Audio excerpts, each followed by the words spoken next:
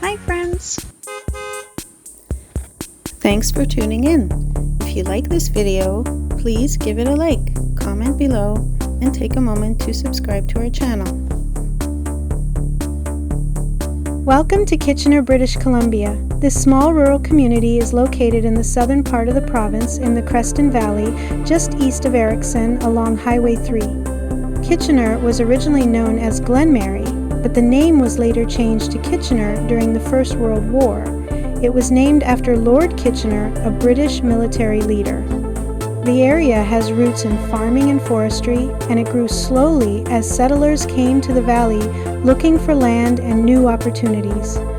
Today, Kitchener is a quiet place with a small number of homes and farms. People here enjoy a peaceful, rural way of life with easy access to nature and the nearby towns for services and supplies. Kitchener may be small, but it is part of the rich patchwork of communities that make up the scenic corner of British Columbia. Thank you for joining us on this tour of Kitchener, British Columbia.